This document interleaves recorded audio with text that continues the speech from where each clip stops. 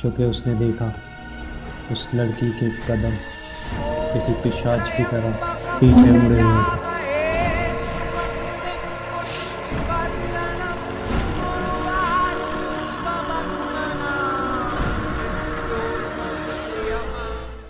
इस कहानी में 3D साउंड इफेक्ट का इस्तेमाल किया गया है।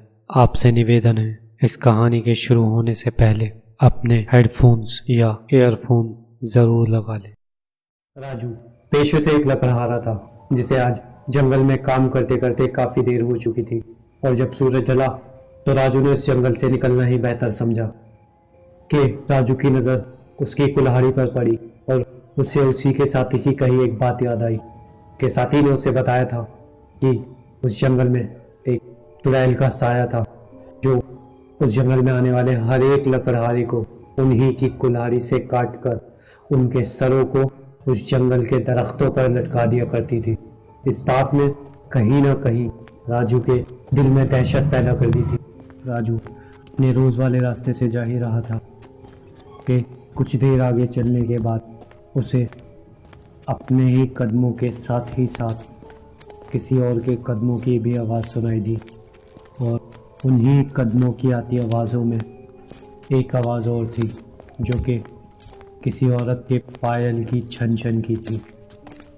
इन आवाज़ों ने राजू को थोड़ा डरा दिया था कि राजू ने पीछे पलट कर देखा और पाया पूरे जंगल में दूर से दूर तक कुछ नहीं था। कुछ था तो बस दो ही चीज़ें, पहली चांदनी रोशनी और दूसरी जंगल में जंगली जानवरों की आवाज़ें। राजू ने पूरी बात को नज़रअंदाज किया और दोबारा अपने रास्ते पर चलने लगा। लगभग 2 या 3 कदम ही चला होगा राजू कि उसे दोबारा वो आवाज़ें सुनाई दी। इस बार ठंडे दिमाग से राजू ने पूरा मामला समझने की कोशिश की और पलट कर देखा तो राजू को काटो तो खून नहीं, क्योंकि पूरे जंगल में इस बार भी पहले ही की तरह सन्नाटा था। उस पर हैरान कर देने वाली बात ये थी, वो दोनों आवाज़ें अब तक लगातार आ रही थी। राजू का पूरा शरीर ठंडा पड़ चुका था। राजू पूरी बात को नज़रअंदाज करते हुए दोबारा अपने रास्ते पर चलने लगा, और इस मर्तबा उसकी रफ्तार पहले से और बढ़ चुकी थी। राजू नीचे निगाह डाले तेज़ रफ्तार से चलता जा रहा था, और उस जंगल में पड़ती चांदनी रोशनी और उनसे बनती दरख्तों की परछाइयाँ राजू के हर एक कदम का साथ दे रही थी कि उन्हीं दरख्तों की परछाइयों में राजू को एक साया और नज़र आया जो कि किसी औरत का था। इतना देख राजू ने ना आओ देखा ना ताओ, और उल्टा सीधा इधर उधर भागना शुरू कर दिया। एक के बाद एक दरख्त को वो पीछे छोड़ता जा रहा था, और तेज़ी से आगे भागता भागता राजू एक चीज़ से जा टकराया और बिना सोचे समझे ज़ोर ज़ोर से मैंने कुछ नहीं बिगाड़ा तुम्हारा, ये कहना उसने शुरू कर दिया। और जब एक पल के लिए राजू ने अपनी सांसों को थामा तो उसने सामने से आती हुई आवाज़ों पर ध्यान दिया। सामने बैठी एक औरत, वो भी वही कह रही थी जो घबराहट में राजू बोल रहा था, मुझे माफ़ कर दो, मुझे छोड़ दो। इतना देख राजू ने उस औरत के पास सहमे कदमों से पहुंचा और उससे कहा, डरो मत, मैं भी तुम्हारी तरह ही एक इंसान हूँ और मैं तुम्हें कोई नुकसान नहीं पहुँचाऊँगा।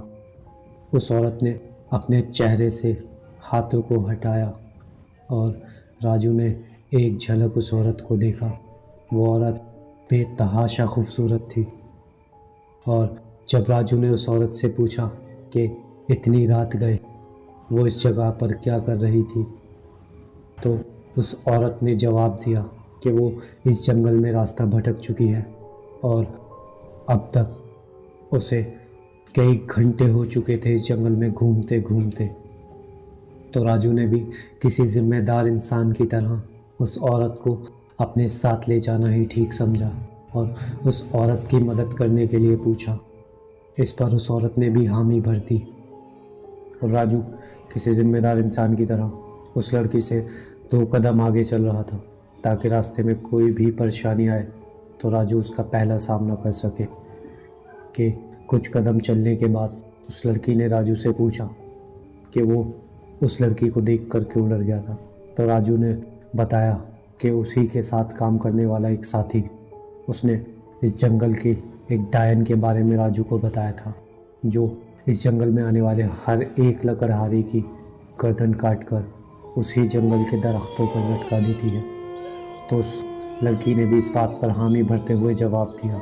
उस लड़की ने राजू को बताया कि जिस डायन का वो जिक्र कर रहा था उसका नाम अवंतिका था और वो उस जंगल के पास ही में बसे मैसूल गांव की रहने वाली थी। अवंतिका अक्सर अपने पिता के साथ उस जंगल में दरख्तों को काटने आया करती थी। एक रोज़ दोनों बाप बेटी दरख्तों को काटने में मशरूफ़ थे कि अवंतिका को झाड़ियों में से कुछ आवाज़ें और आहटें महसूस हुई।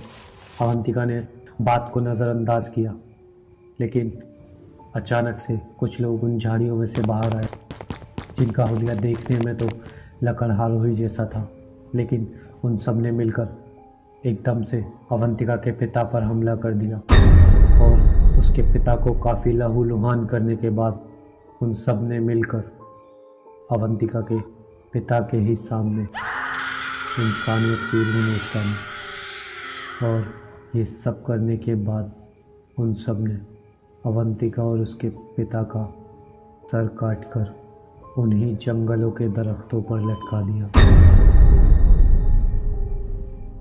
और बातों ही बातों में कब रास्ता ख़त्म हुआ राजू को कुछ मालूम ही नहीं चला। अब दोनों उस जंगल की सरहद पे खड़े थे कि राजू ने उस लड़की से पूछा कि उस लड़की को कहाँ जाना था। तो उस लड़की ने बताया कि वो भी पास ही में बसे उस गांव मैसूल की रहने वाली थी। और इतना कहकर वो लड़की अपने रास्ते चल दी और राजू अपने रास्ते। कि अचानक से राजू के मन में एक सवाल आया उस लड़की से उसका नाम पूछने का। और जब राजू पलटा तो उसके पूरे शरीर का खून ठंडा पड़ गया, क्योंकि उसने देखा उस लड़की के कदम किसी पिशाच की तरह पीछे मुड़े हुए थे।